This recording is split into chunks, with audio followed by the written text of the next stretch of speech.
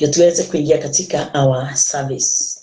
Bwana wetu Yesu Kristo, tunakushukuru, tunakuinua, umejaa utukufu na nguvu. Wewe ni mwenye neema na rehema, na utakatifu wako Bwana Jehova Jireh udani yetu. Ninatukuza jina lako asubuhi ya leo Bwana, kwa kutambua na kujua ya kwamba pasipo wewe haiwezekani sisi tukaweza kufanyika kuwa watenda kazi pamoja nawe, lakini kwa sababu umetuita na ukatuchagua na ukatupa kile kibali cha kuitwa wana wa Mungu, nashukuru Bwana sana asubuhi ya leo kwa kuona vile Bwana Jehova Jireh umetupata katika uwezo, tumejipata katika uwezo wako, na si kwa mapenzi yetu, ila ni kwa neema yako kuu Bwana Jehova Jireh, ile isiyo na mwisho, na ile Bwana Jehova Jireh hakuna mtu awezaye kuielezea. Ni sababu penzi yako kila wakati ni sisi wote tuweze kusimama na tuweze kukaa katika utakatifu. Bwana wetu Yesu Kristo, wewe ni mwenye nguvu, na maisha yako Bwana Jehova Jireh hakuna mtu anaweza kuitambua kulingana na akili zake, ila Bwana Jehova Jireh umetutambulisha mapenzi yako kulingana Bwana mfalme wa ajabu, na vile mfalme uliweza kumtuma Kristo Yesu katika maishani mwetu, ndio tuweze Bwana Jehova Jireh kupokea wokovu kamili kumpitia yeye. Kwa uwezo wako wote Bwana Jehova Jireh tumetambua maisha yetu mfalme wa ajabu imo mkononi mwako, na hakuna mtu awezaye Bwana Jehova Jireh kujipeleka katika wokovu, ila Bwana Jehova Jireh ni kuitwa, kwa sababu wokovu ni kipawa kile Bwana Jehova Jireh uliweza kutupa sisi kama watoto wako. Nasema Bwana wastahili utukufu wote Bwana Jehova Jireh na sifa zote mtakatifu, ni kwa sababu kwa katika uweza wote Bwana Jehova Jireh tumejua watu wako Bwana Jehova Jireh wamekaa katika uwezo wako mfalme. Ni kwa sababu mfalme uliwapa uwezo wa kutambua moyo wako Bwana Jehova Jireh kupitia neno lako, na katika wingi wa utukufu wako Bwana tukaweza kujua na kutambua ya kwamba wewe ndiye mwaminifu katika kwa watu wote, na wewe ndiye utupeae uwezo wote Bwana Jehova Jireh. Tunakaa katika uwezo huo na katika neema hiyo na katika fadhili zako Bwana, twaimba wimbo mpya mfalme. Asante Mungu wetu na Baba wetu, ni kwa sababu Bwana Jehova Jireh wewe ndio unatuelekeza kulingana na vile wewe upendavyo. Maisha yetu Bwana Jehova Jireh ndio maisha yako, uwezo wetu Bwana ndio uwezo wako Bwana Jehova Jireh. Tulitoa kwako mfalme, hata haki ile iliyo ndani yetu Bwana Jehova Jireh ni haki ile Bwana imetoka kwako, hata uzima ulio ndani yetu ni ule uzima umetoka. Utajiri wa rohoni ule tulio nao ni utajiri ule umetoka ndani yako mfalme. Na kushukuru Bwana wetu Yesu Kristo. Ninaombea our fellowship, na ninaomba Bwana Jehova Jireh ni kwa sababu ya our church, na ninaomba ni kwa sababu ya watu wote waaminio Bwana katika injili yako Kristo Yesu.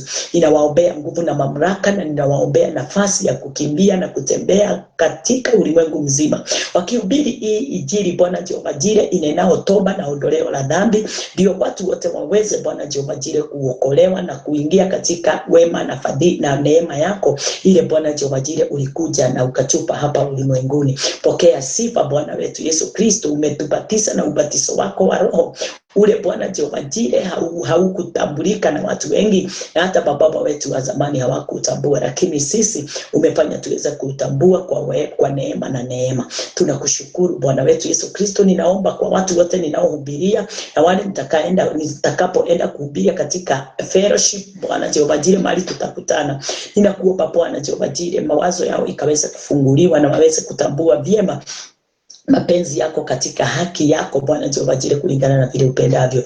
Twakuinua na twakutukuza wewe kwa upendo na kwa wingi wa utukufu, ni katika jina lako Yesu Kristo tunaomba na tunaamini. Amen, amen, amen.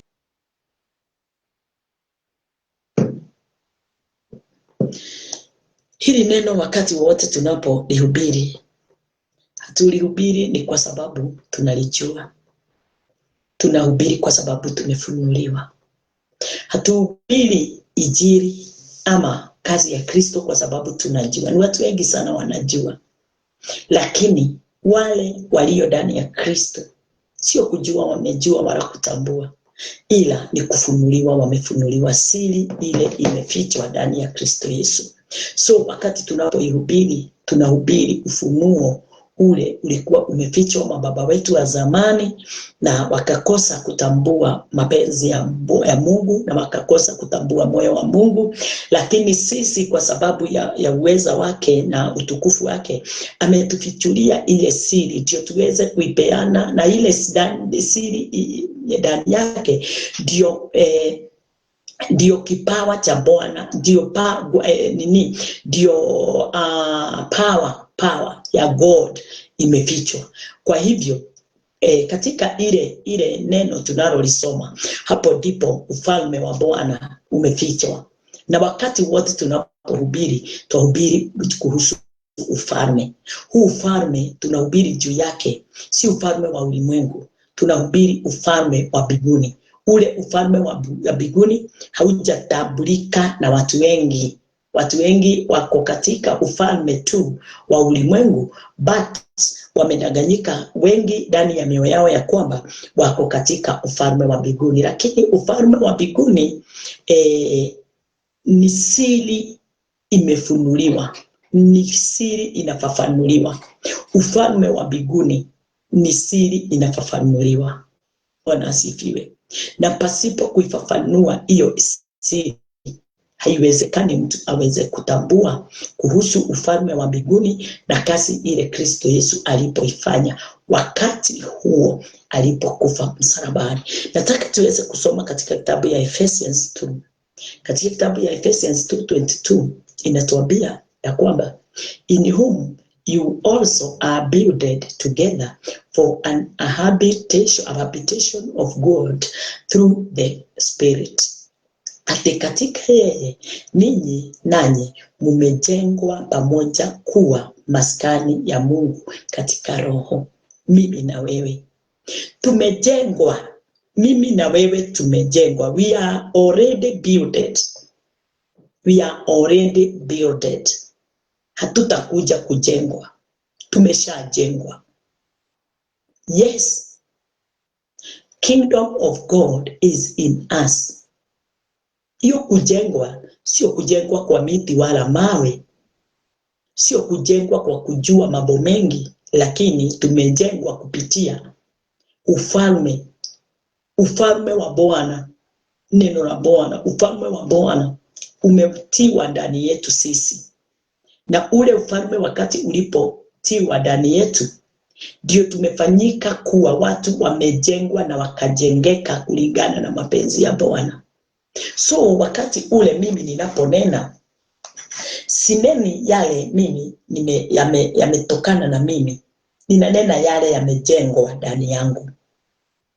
Kile kimejengwa ndani yangu, sababu beleni sikuwa nimejengwa. Kama vile Biblia inasema katika kitabu ya Genesis 1, inatuambia kwamba ati wacha nikusomee. Katika kitabu ya Genesis 1 inasema ya kwamba chapter 1, Genesis chapter 1 inasema ya kwamba number 2, and the earth was without form, and the earth was without form and void, and the darkness was upon the face of the deep. Yeah, and the Spirit of God moved upon the face of the waters. Mahali ninanena na ninalenga ni hapa. And the earth was without form and void and darkness. So sisi tulikuwa watu tu wenye tumejaa darkness, formless. Bwana asifiwe. Tulikuwa watu hawana mfano, hawana form. Watu walikuwa yani tulikuwa tu watu tu, kitu tu, hata si watu tu, kitu tu, tulikuwa kitu tu. Watu walikuwa hawage eleweka, tulikuwa tu kama wanyama, lakini kwa sababu ya huruma zake Mwenyezi Mungu Baba wetu na upendo uliokuwa ama umo ndani yake yeye mwenyewe, akaweza kutujenga na mjengo wake mwenyewe. Chanzo cha mwanadamu alikuwa ukiwa, alikuwa utupu, alikuwa giza. Chanzo changu nilikuwa utupu, nilikuwa giza, na nilikuwa nilikuwa tu formless. Kwa hivyo wakati ule Mungu alitaka niweze kuonekana nikiwa mtu wa kukubalika, amenijenga ndani yangu. In whom you also are builded together for an inhabitants of God through the Spirit. Katika yeye ninyi nanyi mumejengwa pamoja kuwa maskani ya Mungu katika Roho. Bwana asifiwe. Kwa hivyo alitubadilisha vile tulikuwa formless, darkness. Bwana asifiwe. Vile tulivyokuwa watu wasio, vile tulivyokuwa ukiwa, utupu na giza, alitubadilisha, alitujenga upya. Kulingana na neno inasema ya kwamba tulifanyika kuwa viumbe vipya. Kwa hivyo tulikuwa watu wasio na maono, tulikuwa watu ovyo, tulikuwa watu tumejaa, tulikuwa watu without form, void, darkness, formless, void, darkness. Bwana akatujenga ye mwenyewe, akatujenga, na ule mjengo aliyotujenga nao ni mjengo wake, sababu yeye hangeweza kutoshelea ndani yetu, hangeweza kukaa nasi kulingana na vile tulivyokuwa. Tulikuwa watu void, tulikuwa watu formless, tulikuwa watu darkness, tulikuwa tumejaa, tulikuwa utupu kabisa. Hakuna kitu jema hata kimoja kilikuwa ndani yetu. Tulikuwa vile tuna evil. Tulikuwa watu wamejaa evilness. Tulikuwa evil. Hakuna uzuri wowote ulipatikana ama ukaonekana. Hakuna uzuri wowote Mungu aliuona ndani yetu. Na kwa sababu Mungu anampenda mwanadamu, na kazi hii yote aliyoifanya from the beginning, alifanya ni kwa sababu ya mwanadamu. Akaonelea ni vyema aweze kumjenga mwanadamu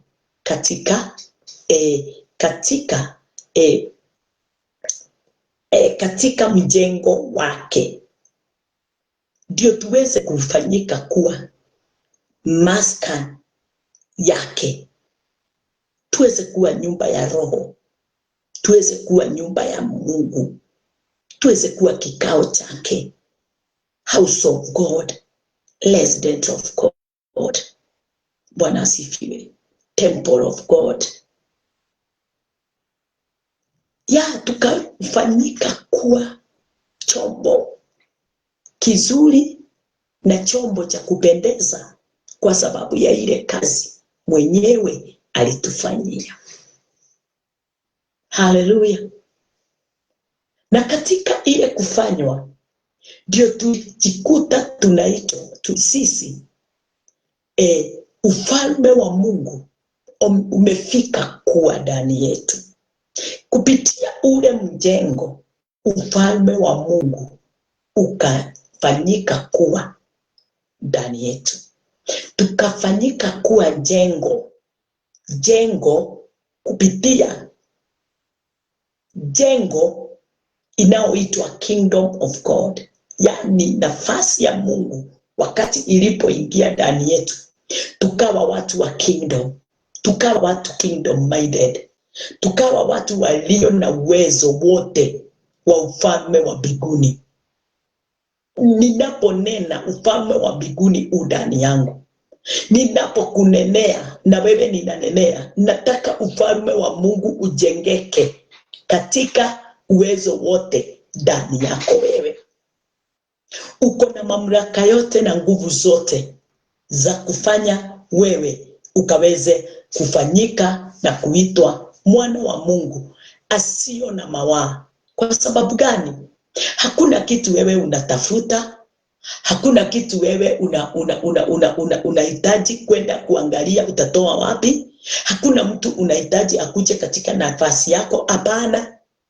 Tayari wewe umefanywa. Bwana asifiwe.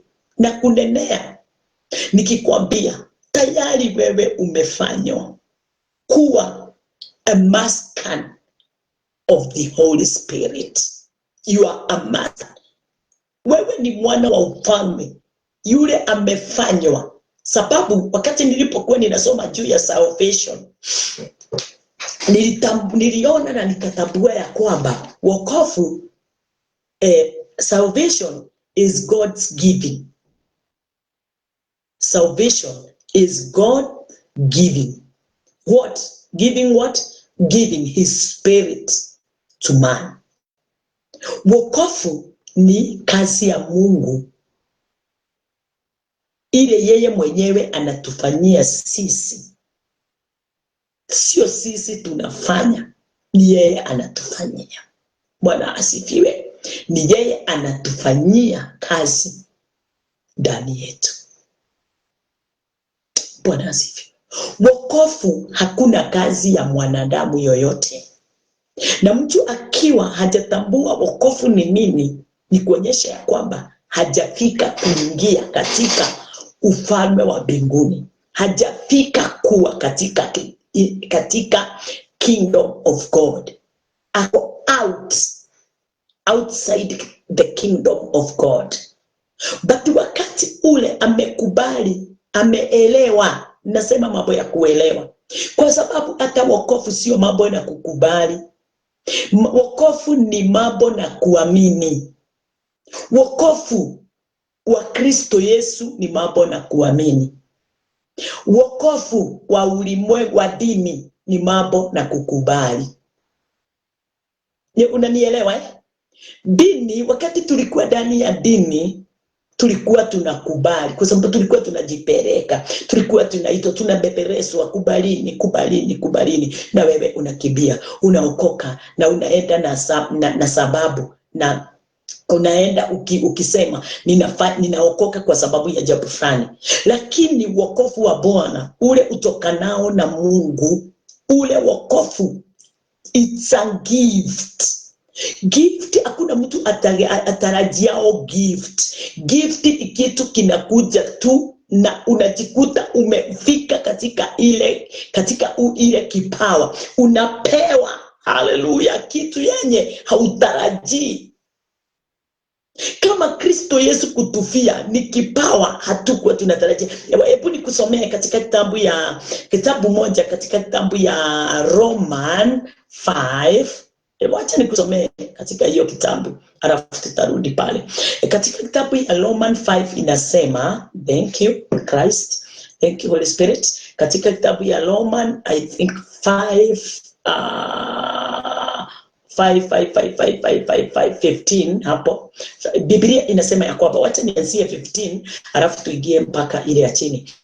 But not as the offense, so also is the free gift. Bwana asifiwe. Free gift. For if through the offense of one many be dead, much more the grace of God and the gift by grace, which is by one man, Jesus Christ, had abounded unto many. Hallelujah. Tunapokea this gift from Christ. Na hii gift inaitwa grace, neema. Kwa hivyo wokovu, salvation is the grace of God. Bwana asifiwe. Lakini karama ile haikuwa kama lile kosa. Kwa sababu unajua pale juu tunasoma juu ya Adam. Yule alileta kosa ama dhambi. Alafu tunaangalia, tunaona yeye alileta, naye Christ Jesus aliweza kuichukua ile dhambi na akaiondoa kwa watu. Lakini ile jambo inanifurahisha ni ya kwamba Kristo akichukua ile dhambi alitupa gift, alitupa kipawa cha kupokea uzima ulio ndani yake, kitu yenye hakikuwa kinatambulika wala kujulikana katika ulimwengu, kitu kinaitwa uzima. The eternal life haikuwa inajulikana ama inatambulika. Yesu ndiye alikuja nayo eternal life, ndio aweze kutupa sisi wana wa Mungu tuweze kuingia katika salvation, katika gift of salvation ama katika grace. Ndio wakati tutakapoingia katika hiyo neema tuweze kukaa katika ufalme wa mbinguni tukiwa na imani, tukiwa na imani, kwa sababu Mungu yeye Kristo alikuja na imani, sio kwa matendo. Kristo alileta imani, faith, watu wakaweza kuamini, na wakati tulipoamini ndio tuliweza kupokea hiyo gift, hiyo karama, hiyo gift, na tukaweza kufungwa ndani ya ile gift. Siku ya leo ninaponena niko katika hiyo gift, hiyo neema, in the kingdom of God. Hapo ndipo kati mimi niko kwa sasa. Nani alinipeleka? Biblia imesema ya which is by one man, Jesus Christ. Yes, ati ni kwa mmoja, na ndiye Kristo Yesu, yule aliweza kutupeleka katika neema hiyo ya Mungu, ndio tukaweza kufanyika chumba cha Bwana, tukaweza kufanyika nyumba takatifu ya Bwana. Haleluya. Namshukuru Bwana wangu, yeye amefanya tukaweze kufafanukiwa na neno lake. Lile lilifichwa mababa wetu wa zamani wote hawakulitambua, na sisi watu wa wakati huu, sisi tuko katika neema ya Kristo Yesu, tuna furaha sana ndani ya mioyo yetu, kwa sababu Kristo wakati alipokuja aliweza kukamilisha ile promise Mungu alipo inena kwa mtu anaitwa Abraham. Abraham ndiye wa kwanza kupokea ile promise, but Abraham hakuweza kuifikisha ile promise hata kwa watu wale waliokuwa pamoja naye. Hii promise through Christ watu wote wameipokea. Kupitia Kristo tumepokea the promise, na ile promise tumeipokea kwa sababu ya yule aliyetumwa kuja kuokoa watu wale waliokuwa wamefungwa, waliokuwa wamelaaniwa. They were cursed. Kwa nini?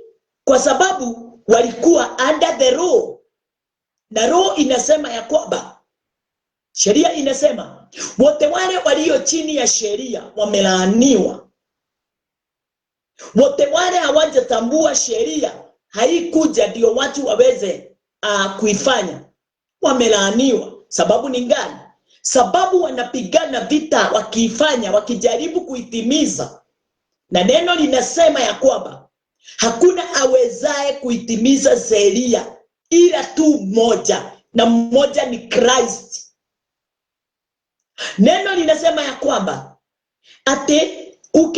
ukipokea zile sheria zote 10 uweze kuvuja moja, umevuja zote.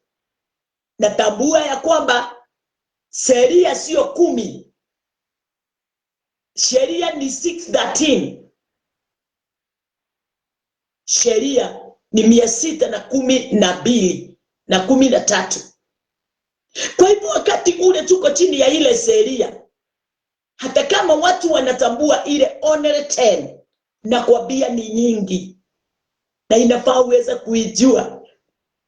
Haleluya. Ndio uweze kujua haiwezekani mwanadamu aweza kutimiza sheria. Na ndio Mungu alimleta Christ, ndio Christ aweze kufungua watu katika ile sheria, kwa sababu sheria haingewezesha mtu hata mmoja kuingia katika ufalme wa mbinguni. Kwa nini? Kwa sababu uipole kwa kusema hivi, kwa sababu ninajua vile mnajua. Sheria haikupeanwa na Mungu. Sheria ilipeanwa na mkono wa malaika, ikapatiwa Moses. Moses alipokea sheria katika mkono wa malaika, naye Moses akailetea watu. Kwa nini? Kwa sababu watu walikataa kusikia sauti ya Bwana, wakamwambia Bwana, tumejichagulia Musa aweze kuwa kiongozi wetu, our mediator, aweze kutuongoza, aweze kutufikishia yale yote wewe unataka kutuambia. Tumemchagua Musa. Kwa hivyo Musa hakuchaguliwa na Mungu aweze kuwa kiongozi wa wana wa Israeli. Wana wa Israeli ndio walimchagua aweze kuwa kiongozi wao. Mungu alikuwa anataka, ninajua nikisema hivyo unasikia ni kama nina confuse, but ukisoma neno vizuri ndio utaelewa ya kwamba wakati ule Musa alifikisha wana wa Israeli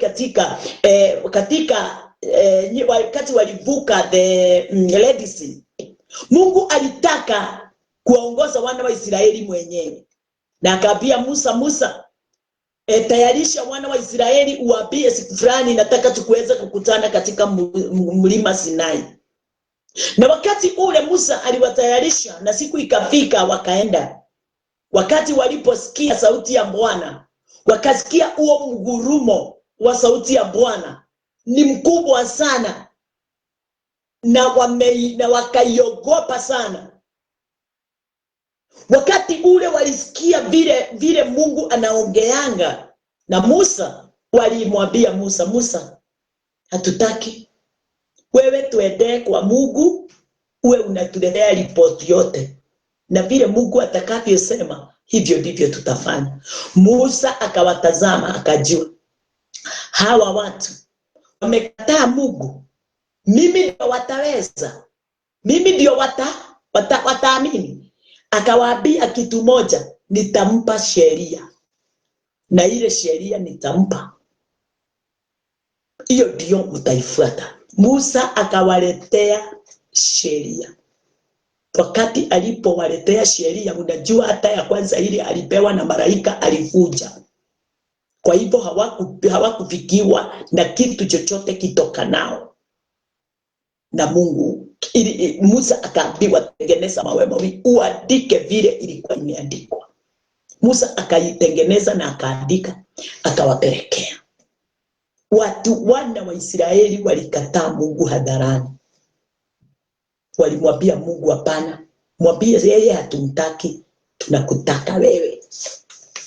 Ndio sasa niko pale nikikuambia mtu wa Mungu, sisi tumefikiwa na neema ya Kristo ya wokovu. Tumepewa hiyo kipawa hivyo bure. Hata sisi tulikuwa tu kama wana wa Israeli, hatungeweza kukubali sauti ya Bwana, kwa sababu hata leo hii tuko na wewe hapa. Tunakataa ile sauti, tunapinga hata mahubiri tunahubiriwa. Tunakataa, tunaipinga, tunataka kufanya mapenzi yetu. Tunataka kutimiza yale tunayotaka sisi. Kwa hivyo sisi na wana wa Israeli hatuna tofauti. But yeyote yule anafafanukiwa na neno la Bwana wakati anapolisoma, yeyote yule Mungu ametambua na kuelewa the gift that God has given unto us, please, huyo mtu ndio anampokea revelation.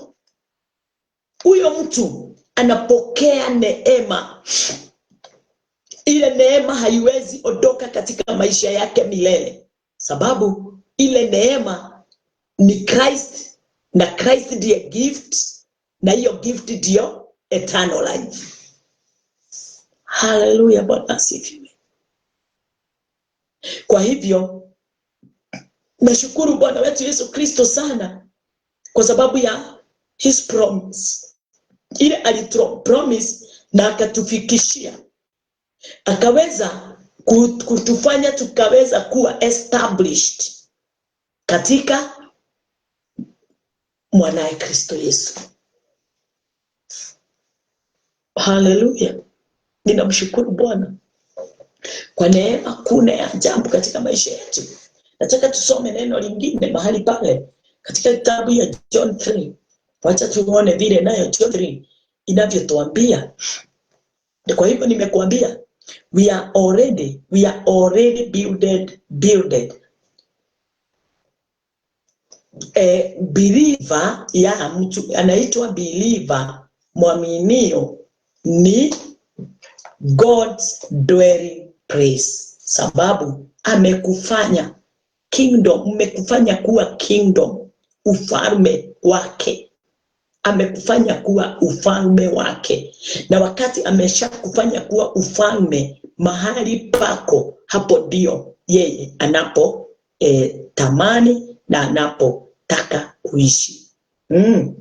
Mungu yani amefanya wewe kuwa place of comfort. Bwana asifiwe. Yani anatoshereka akiwa ndani yako, sio ndani ya ulimwengu, sio hata mbinguni. Anatoshereka, anakuwa anasikia akiwa comfortable, anapumzika. Wakati ule wewe umejengeka kuwa his maskani. Ukijengeka kuwa his maskani, umefanya aweze kupumzika. Wakati tumefanyika kuwa chumba chake, tunafanyika kuwa God's home. Yeye anaishi ndani yetu na sisi tunaishi ndani yake. Kila mtu yani anakuwa na nguvu na uwezo na mamlaka na mapumziko mazuri na mapya ndani ya Baba wetu Yesu Kristo. Hallelujah. Katika kitabu ya John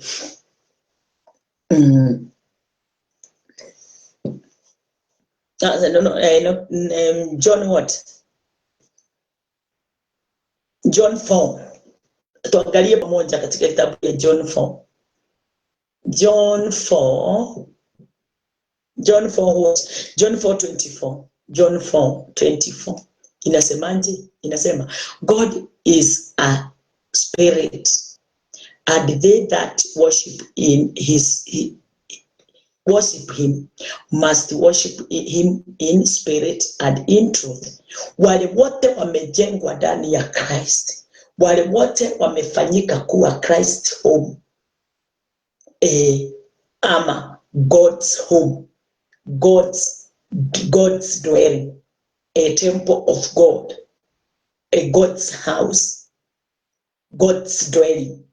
Wote amefanyika kuwa hivyo. Hallelujah. Hana nafasi nyingine ila wakati wowote anapoinama kumshukuru Bwana, anamshukuru Bwana kwa roho. Sababu ni nani aishie ndani yake? Ni Christ, ni Mungu. Nani aobaye ndani yake? Ni Christ. Nani anenaye ndani yake? Ni Christ. Nani adumuye ndani yake? Ni Christ. Nani anahubiri ndani yake? Ni Christ. Hallelujah. Kwa hivyo wakati ule tumeingia ndani yake, Mungu ni roho. Nao wamwabuduo yeye imewapasa kuabudu katika roho wa kweli. Wakati ule tumefanyika kuwa roho wa Bwana, automatically tunaabudu katika roho wa kweli. Hallelujah. Tunamwabudu katika roho wa kweli. You are born of the Spirit. Umeshakuwa born of the Spirit. Kwa hivyo ndani yako hakuna kitu ingine. You are son of God. Yeah. Umefanyika kuwa a new creature. Umefanyika kuwa mwaminio. Wewe na Mungu mmefanyika kuwa mmoja. Ushirika wako na Mungu ni wa roho. Pendo la Bwana ndani yako ni takatifu. Haleluya. Wingi wa utukufu wa Bwana unanena ndani yako wakati wowote. Roho wa Bwana, wewe wakati uinamapo katika Bwana na kumuomba, ndani yako Roho wa Bwana analia, amba Baba yangu, Baba yangu. Mungu wangu, sio mimi ninalia kwa mdomo, lakini moyoni mwangu, kwa sababu nimeshafika kuwa the born of the Spirit. Nimefanyika kuwa born of Spirit. So ndani yangu sina kitu ingine isipokuwa tu wimbo mpya ule ninaoimba katika Bwana kila wakati. Na katika kitabu ya John 14, wacha tuangalie pamoja nawe John 14. Tumeangalia John 4:24. Sasa nataka tuangalie John 14 number 10. John 14:10. Ninashukuru. Kingdom of God is in us. The Spirit of God is in us. Hallelujah. John 14 what? John 14:10. John 14:10 inatuambia kwamba believest thou not that I am in the Father, and the Father is in me? The words that I speak unto you, I speak not of myself, but the Father that dwelleth in me, he doeth the works. Ate hausadiki ya kwamba mimi ni ndani ya Baba na Baba yu ndani yangu. Hiyo iliweza kuniprepare, ilifanya moyo wangu uweze kutambua ile katika ile neno linasema katika kitabu ya Hebrews 10 ya kwamba wakati ule Christ alifufuka, alienda katika mkono wa kulia wa Bwana. Na wakati alipoingia katika mkono wa kulia wa Bwana, wale wote walifufuka, walikufa pamoja naye, wakazikwa pamoja naye, na wakafufuka pamoja naye. Katika kitabu ya Ephesians 2 linasema ya kwamba tupo katika mkono wa Bwana wa kulia. Hata katika kitabu ya Hebrews 1 chapter 1 ako katika mkono wa Bwana wa kulia. Na hebu kumbuka vizuri sana na uelewe vizuri sana, tumezaliwa ndani yake. Haleluya. Tumezaliwa ndani yake. So sisi tu ndani yake tumepokea the gift kumpitia yeye Christ. So kile tumekipokea ndani yetu ni Christ akiwa gift. Tumepokea hiyo gift tunayoita Christ Jesus. So ndani yangu nani yuko? Christ. Ndani yangu ni kipawa gani kinafanya kazi? Kimetoka wapi? Katika ndani ya Kristo. So wakati ule Kristo alifufuka, alisikwa na akafufuka na akaenda kukaa katika mkono wa Bwana wa kulia. Na mimi nimekufa na nikazikwa na nikafufuka pamoja naye. Nimefufuliwa pamoja naye katika roho.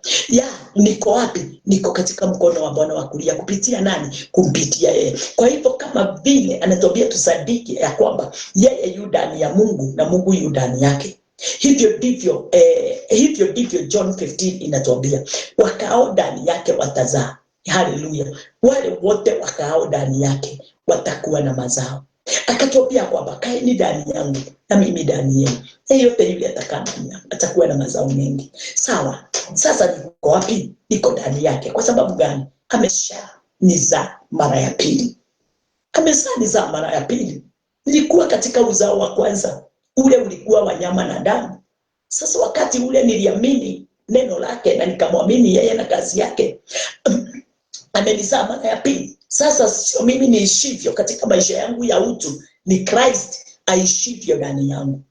So kwa wakati wa sasa mimi niko ndani yake, na akisema ya kwamba hata usadiki ya kwamba mimi ni ndani ya Baba na Baba yu ndani yangu, hayo maneno niwaambiayo mimi siyamesemi kwa shauri langu, lakini Baba akaaye ndani yangu husifanya kazi zake. Angalia uone, kwa sababu ya kuwa ndani ya Christ. Anatuambia katika kitabu ya John 15, ndio tutazama zao mengi, kwa sababu yeye ndiye chochote kile tunachokihitaji totoa ndani yake, naye chochote kile anachokihitaji anatoa ndani ya Baba. So wakati niko ndani ya Christ, mambo yangu yote ni kazi yake. Mimi nimekalia, kazi imekwisha. Mimi amenitayarisha kulingana na vile alivyotaka. Na hivyo ndivyo tulisoma katika hiyo kitabu ya Ephesians 2:22, ya kwamba tulijengwa ndani yake, tulijengwa katika yeye, tulitoka katika yeye, tumeokolewa katika yeye. So sisi tunafanana na yeye, na kama vile tunavyofanana na yeye Christ, tunafanana na our Father, the God himself. Bwana asifiwe. Kwa hivyo wakati ninasema niko ndani ya kingdom of heaven, kingdom of heaven is my dwelling. Yes, who is that kingdom? Christ. Kwa hivyo makao yangu iko wapi? Ndani ya Christ. Nao makao ya Christ iko wapi? Ndani yangu. Kwa sababu nimefanywa nini? Nimejengwa. Mbinguni yote iko wapi? Ndani yangu. Bwana asifiwe. Yesu akasema, mkinipenda mimi, katika kitabu ya John 14, mkinipenda mimi na msikie na mshike sheria yangu, Baba yangu atampenda, na tutakuja na tuweze kutengeneza makao ndani yako. Kwa hivyo wakati ule nilipoamini neno hili, Kristo Mungu mwenyewe na Roho Mtakatifu walikuja kwangu na kufanya kituo ndani yangu. Na ndio wacha tuisome 23 katika kitabu ya John. Katika kitabu ya hiyo John 14:23, 14:23 inasema aje? Inasema 23.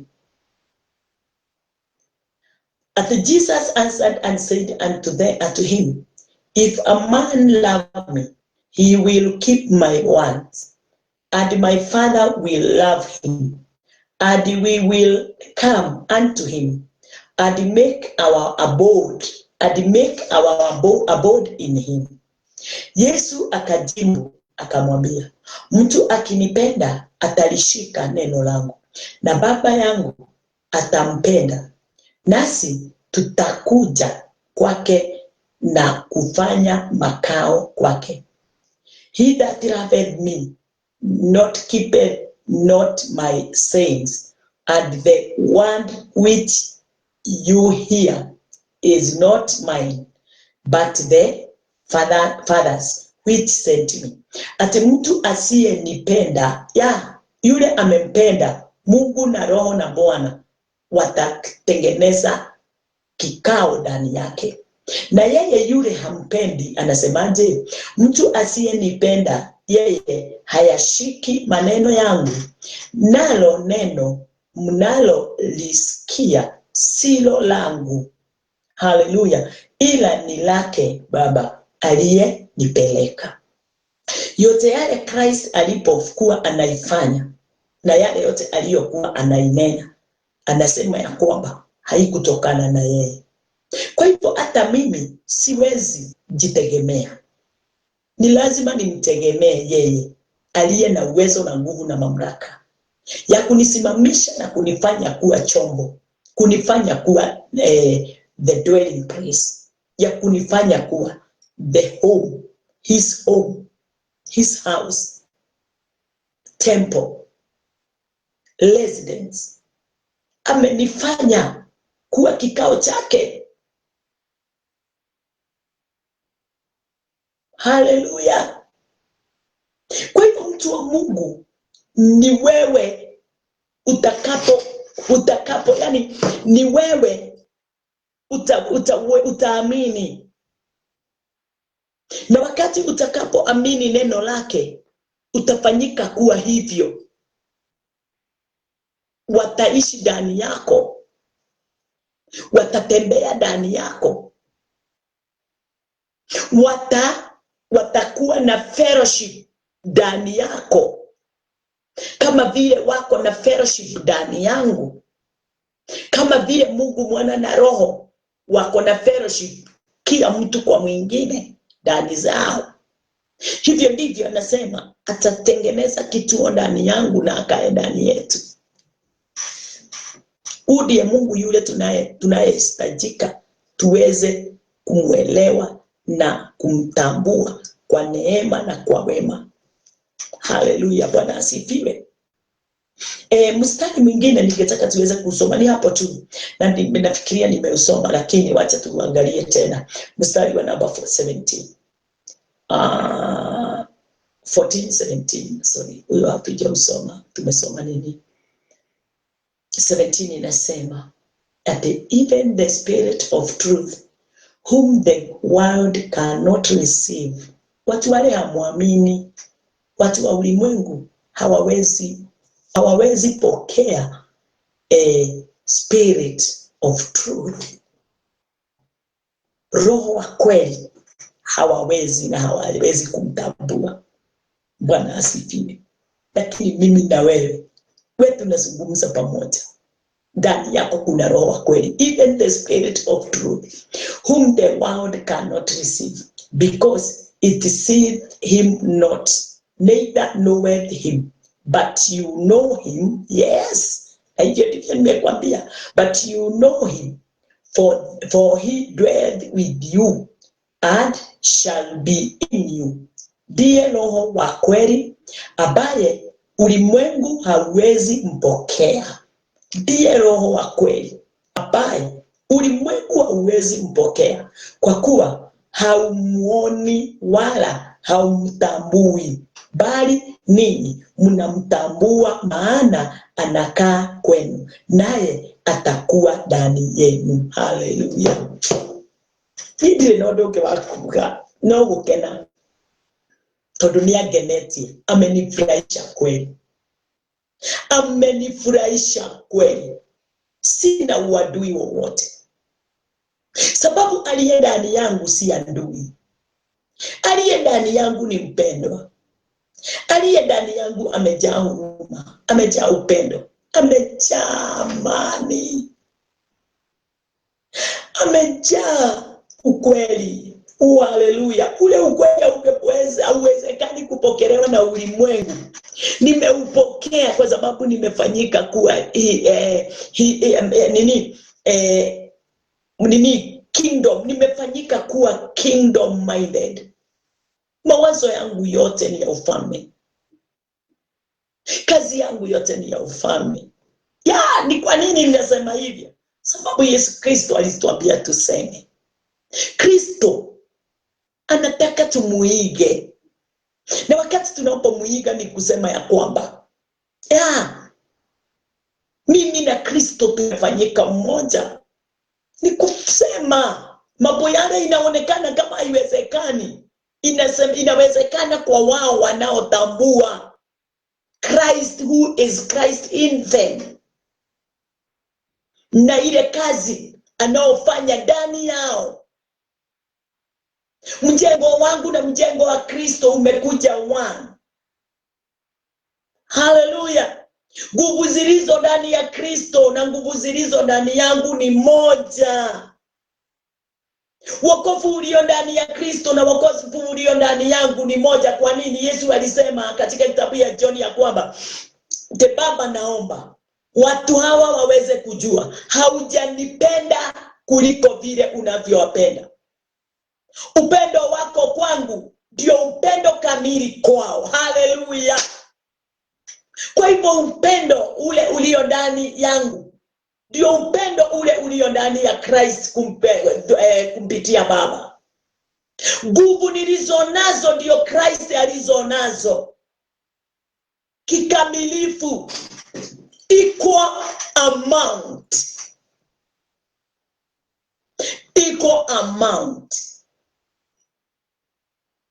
Kwa hivyo ndani yangu, kwa hivyo Christ na mimi we are one. Na wakati na kama Christ na God ni one, so inaonekana mimi na God we are one. Tofanana. Kazi yote ninaotenda ni ile Baba anayoyatenda. Yesu akasema ati yale mnamuonao nikiyafanya ni yale Baba anayoyafanya. Yote ni mnaona nikiyanena ni yale Baba anayo. Kwa hivyo mimi nikiwa ndani ya Kristo na Kristo yu ndani yangu, nitafanya gani na sijui ingine? Na nimejengwa ndani yake. Haleluya. Mjengo wake ndiye mjengo wangu. Nguvu zake ndiye nguvu zangu. Imani yake ndiyo imani yangu. Uzima wake ndiyo uzima wangu. Mamlaka yake ndiyo mamlaka yangu. Furaha yake ndiyo furaha yangu. Pendo lake ndiyo pendo langu. Oh, haleluya. Alinifufua kama vile naye alivyofufuka. So ninashukuru. Oh, haleluya. Ninafurahi. Nina amani. Nina nguvu ya kujua ya kwamba ufalme wa mbinguni ni nafasi yangu, na yaiko mbinguni ndani yangu. Nimefanywa mawazo yangu yote kuwa mawazo yake. Kwa hivyo mawazo yangu ni mawazo ya kingdom, mawazo ya ufalme. Oi, Gai wakwa wale ni mashete bikranity. Tusaidie sisi wote Bwana, na msaada wako wote umo ndani yetu. Tuweze kuamini yale haingewezekana wala kutambulika wala kufikirika na mawazo ya mwanadamu. Saa hii ndio sasa inafanya kazi ndani yetu kwa kuamini, sio kwa matendo, ni kwa kuamini. Hayo yote imefika kuwa sehemu yetu. Haleluya. Hauendi kumtafuta. Hata ukisikia mtu anakuambia enenda ukamtafute, Bwana anaonekana kule, Mungu ako pale, miujiza na maisha ni pale. Hapana, hakuna kitu kama hiyo. Hiyo ni scam, hiyo ni uongo mtupu. Haleluya. My Jesus is inside me. Ako ndani yangu na mimi niko ndani yake. Tuandamana, tuaperekana, tuarara, tuakura, tuafanya yote pamoja. Hawezi toka ndani yangu. My DNA na DNA yake imefanyika kuwa one. Haleluya. Hivyo ndivyo mtu wa Mungu unafaa kuyatambua na kujua na kuamini katika maisha yako. Maisha yako na maisha ya our Christ Jesus is one. Usidanganyike my dear. Usiambiwa anaopatikana kule, manabii wako huku, yule mwingine maji na makakati.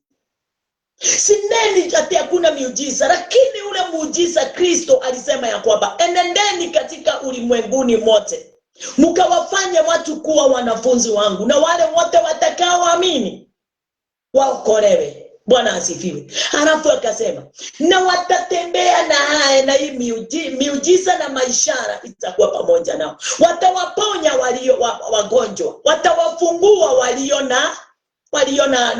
wamefungwa. Haleluya. Na watakunywa sumu na haitawadhuru, watakanyanga nyoka na haitawauma. Haleluya. Bwana asifiwe. Yeye yote tumepewa kwa uwezo wote wa Kristo Yesu, sababu alipewa mamlaka ya mbinguni na hata ya ulimwengu, akatutuma twende tukayafanye hiyo kazi. Kwa uweza wake mimi niko pale nikifanya kazi yake, ni kwa sababu amenituma. Haleluya, Bwana asifiwe. Kwa hivyo wale wote walio ndani yake wako na uwezo na nguvu na mamlaka ya kufanya wengine wote wakaweza kupokea kile kipawa. Kwa hivyo miujiza na maishara ile ninaoamini sana katika maisha yangu, miracles and wonders, ninayoiamini, lakini si kwa kufanyiwa, ni kwa kuifanya, sababu nimeipokea kutoka kwake. Yu ndani yangu na yeye ndiye alikuwa mwenye chanzo cha ishara na miujiza. Haleluya, Bwana asifiwe. Healing ile alikuwa anatembea nayo katika ulimwengu imo ndani yangu. Ama ninasemaje? Ninasema mtu wa Mungu, ufalme wa mbinguni u ndani yako, na chochote kilichomo ndani yake ki ndani yako. Wewe ni mtu special, wewe ni mtu, yani wewe ni supernatural. Mambo yote iko ndani yako ni supernatural. Wewe sio mtu wa kawaida. Wewe ni mtu asiyotambulika na ulimwengu. Haleluya. Na hautatambulika kama utaishi katika supernatural. Haleluya. You are vivid. You are vivid. Bwana asifiwe. Mungu anakupenda sana.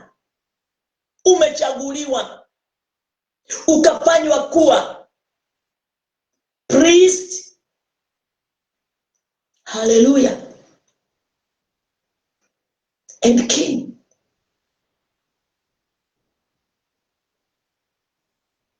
Mungu amekuteua. Haijalishi unapitia wapi, haijalishi uko na mashida gani. Haijalishi wewe uko kwa nyumba ama wewe ni msomi. Haijalishi wewe ni mtoto na unasikiliza, na haijalishi wewe ni mtu mzima wala mzee. Haijalishi kama wewe ni myouth. Mungu alikuchagua na akakufanya kuwa mmoja katika ufalme wake. Haleluya, Bwana asifiwe. Na mamlaka yake yote imo ndani yako kwa uwezo wote na kwa haki.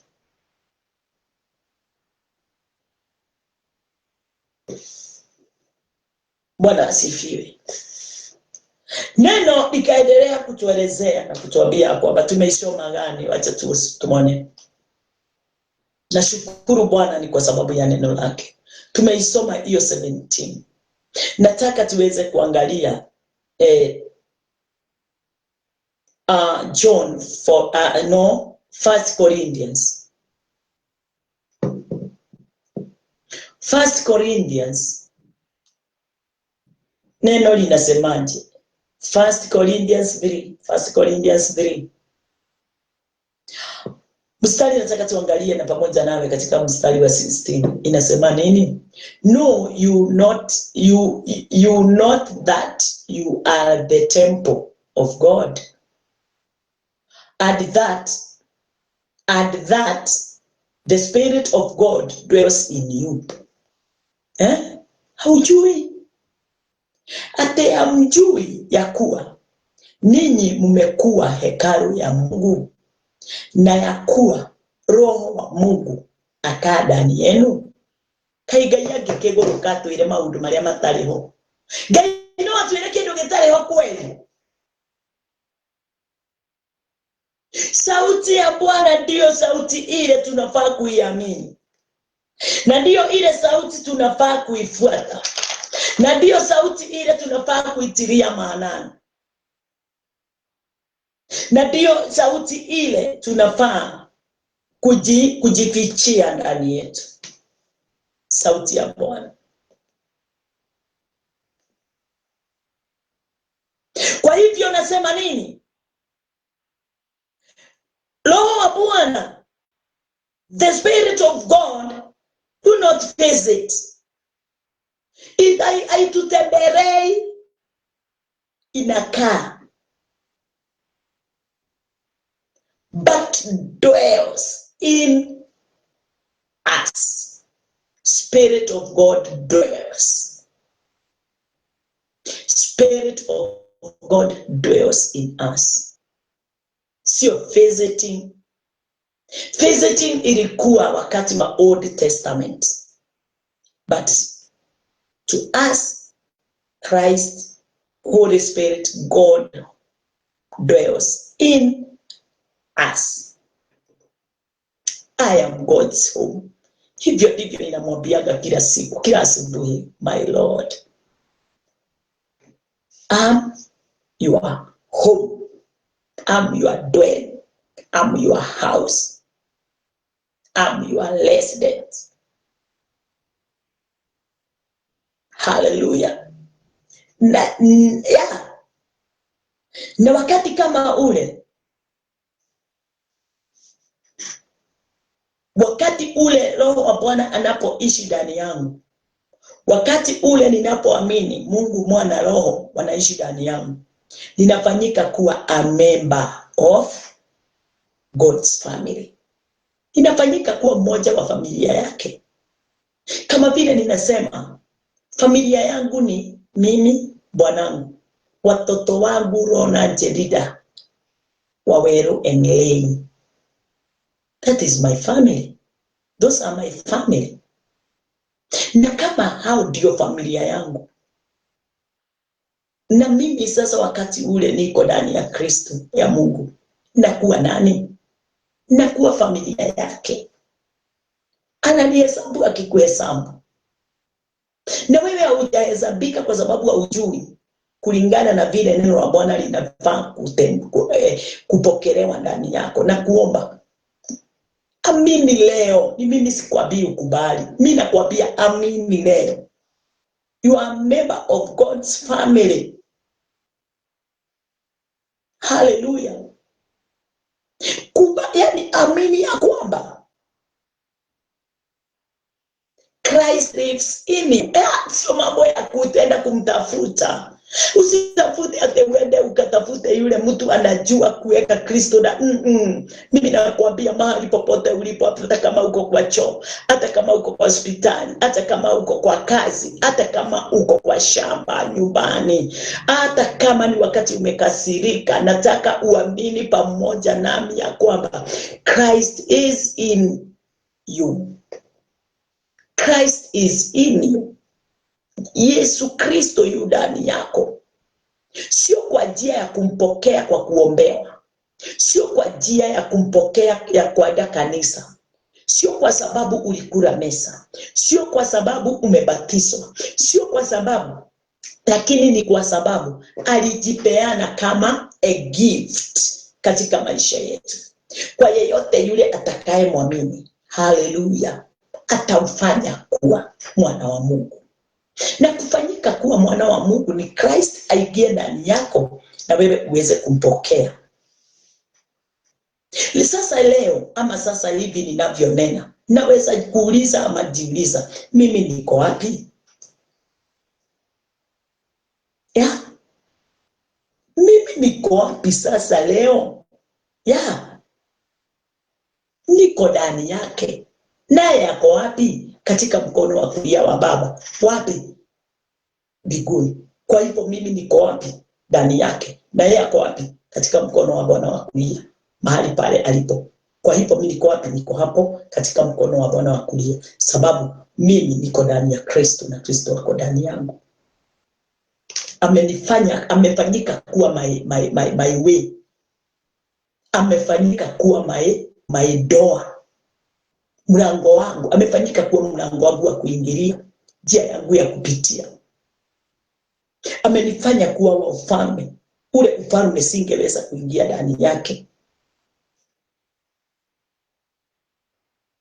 Kwa hivyo jina lake ndio jina langu. Hallelujah.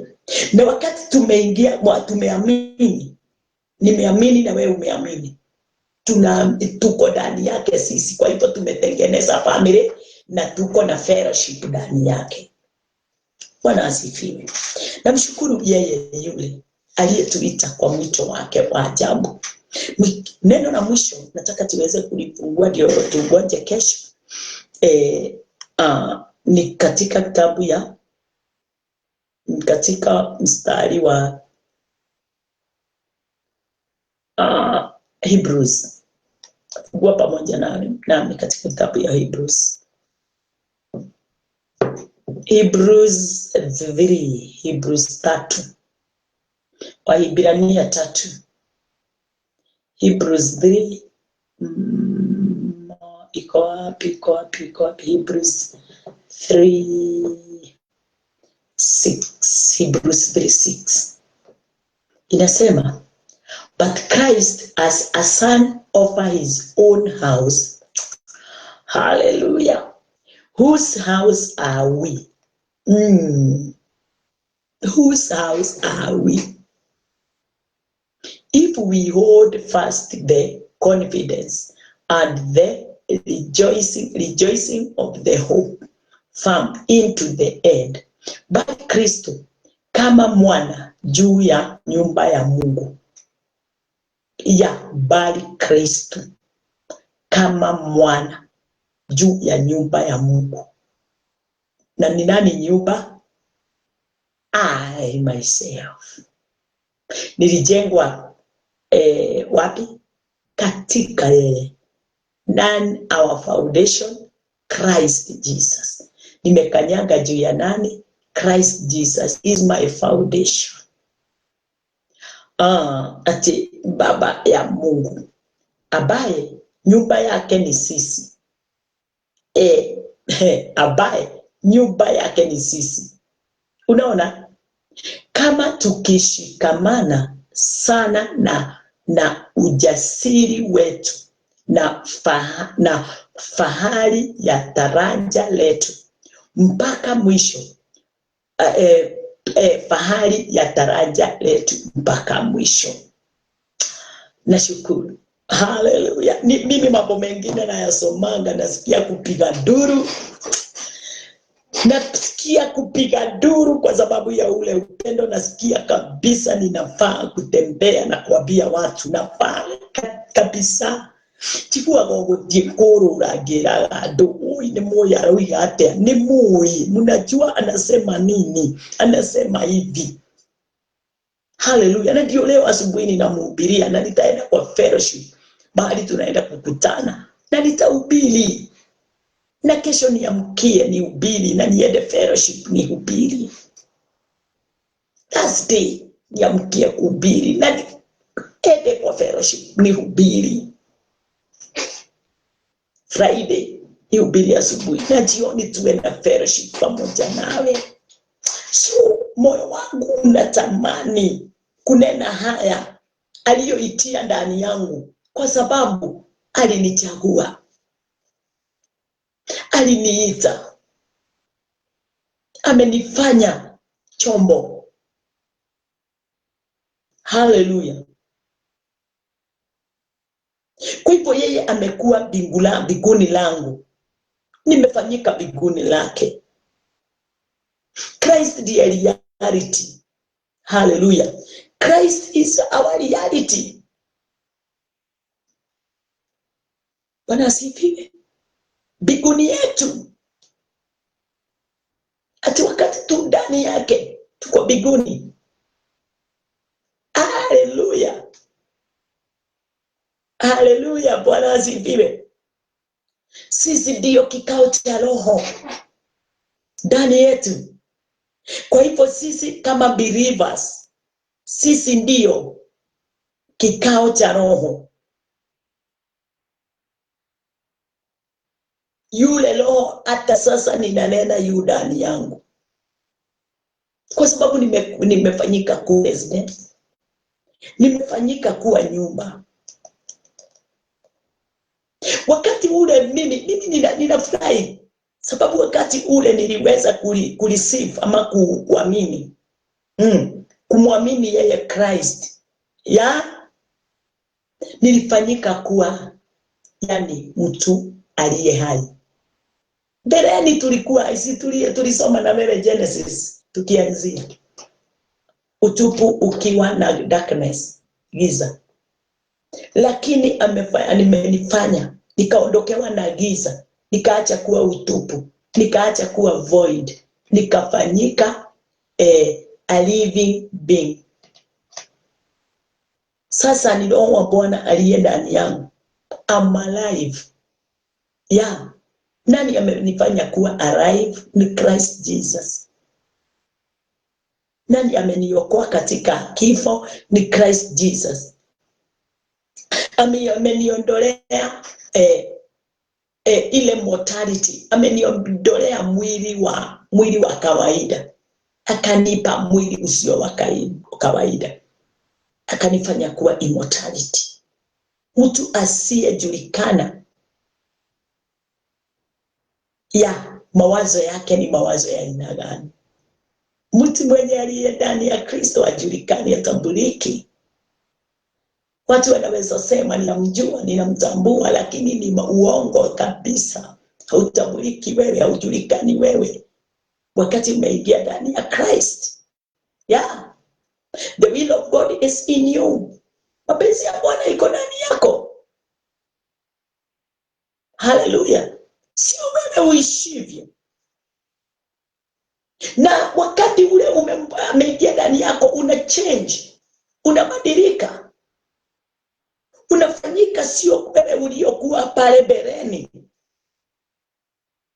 Kwa hivyo wakati will of God enters in your heart,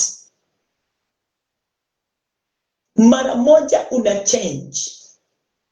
Changes zinaanza kuonekana, sababu umemvaa Christ. Umevaa Christ, na kuvaa Christ ni kuvaa his heavenly, hallelujah, uungu wake. Umevaa uungu wake. Umefanyika kuwa, umevaa heavenly clothes. Nimeivaa nguo ya roho ya biguni. Kwa hivyo wakati umeivaa, umevaa immortality clothes. Umevaa nguo ya kiroho ya biguni. Hakuna awezaye kukutambua. Wanakuona tu ukitembea barabarani, lakini hawajui ni nini kimefichwa ndani yako. Moyo wako umejaa amani, neema, nguvu, uwezo, ufalme, uungu. Yes. Hallelujah. I love you, my people. God's people.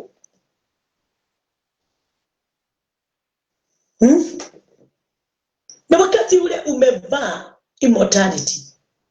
Mortality inamezwa. Nini? Mortality inamezwa saa ngapi? Wakati ule unaendelea na kuamini na kuamini na kuamini na kuamini na kuamini neno la Bwana. Neno la Bwana linamaliza utu ndani yako. Inamaliza utu. Inamaliza upumbavu, foolishness. Inamaliza mambo yale yote yasiyo na msingi kutoka kwa Mungu. Unafanyika kuwa a new creature. A new creature. Yes. Wakati unapofanyika kuwa a new creature, wewe sasa ni kusema ya kwamba haujazaliwa kwa mapenzi ya mwanadamu. Haujazaliwa kwa nyama na mwili na damu. Wewe umezaliwa katika roho. Nashukuru Bwana kwa sababu ya wakati. Time yangu imekwisha. Na pendo langu ni tukae pamoja na tuneneane pamoja, lakini wakati umefika sasa hata mimi nifunge niweze kuelekea mahali pengine, niweze kuzungumzia watu wengine. Na wewe na kutuma uende ukazungumzia watu wengine. Sababu tumesikia na tuko na neno mistari ile tutakaposoma, nini kinaweza zuilia? Ethiopian Enoch akauliza, nini kinaweza zuilia niweze kubatizwa na ile maji? Na wewe nakuuliza, ni nini kinaweza zuilia ukose kujulisha mwenzako, rafiki, adui, watu wote, mahali popote, mwanaume kwa mwanamke, wajulishe wote, kwa sababu umepewa nafasi hiyo, kwa sababu ndio umeyasikia. Wacha tuombe. Bwana wetu Yesu Kristo, tunakuinua na tunakutukuza. Wewe pendo langu na wewe nguvu zangu. Ufalme wako Bwana ndio ufalme wangu, neema yako ndio neema yangu. Maisha yako ya rohoni katika ulimwengu, katika ufalme wa mbinguni, hapo ndipo maisha yangu ilipo. Asante ni kwa sababu ya kunipeleka katika mkono wa Bwana wa kulia, tukakaa pamoja nawe mahali pale katika ushindi wote, ndio maadui wetu wote waweze kuwa chini ya miguu yetu. Asante kwa sababu ya ushindi huo, neema hiyo, maisha hayo ya ajabu na utukufu huo wa ajabu. Wewe ndiye Baba yangu, na hakuna wakati Bwana Jehova Jireh tutaweza kutoka ndani yako wale wote tumeingia. Na kila wakati tutatimiza mapenzi yako kwa uwezo wote na kwa utukufu wote. Pokea sifa Bwana Mungu na mwenye utukufu. Wewe ndiye umeweza yote, na wewe ndiye umeyatimiza yote. Ndani yangu nimejengwa na mjengo usio wa kawaida. Umenijenga kweli na umenijenga kulingana na kile upendavyo. Pokea sifa wakati huu tukienda kuhubiri katika fellowships. Bwana ninakushukuru. One on one. Wakati tunapoenda door to door, wakati tunapoenda katika fellowship, wale wote watakapo kuwa na watu wengine wakiwanenea, ninawaombea neema, na hiyo neema iweze kuwa imejaa viva, kukubalika kwao, waweze kukubalika na neno lako iweze kukubalika ndani ya wale wote watakaonenewa. Twakutukuza na twakuinua, na ni katika jina lako Yesu Kristo tumeomba na tumeamini. Amen, amen, amen. Na kupenda sana. Amani iandamane pamoja nawe kama vile inavyoandamana kila wakati pamoja nawe. Wacheni tuweze kuwa katika neno kila wakati, na pendo la Bwana litaendelea kukamilisha yale yote tunayotarajia katika maisha yetu, sababu yote ndani yetu ni kuchibuka, itachibuka ndani, sababu tumepewa kila aina yote ya baraka ndani yetu katika jina la Yesu Kristo. Bye bye.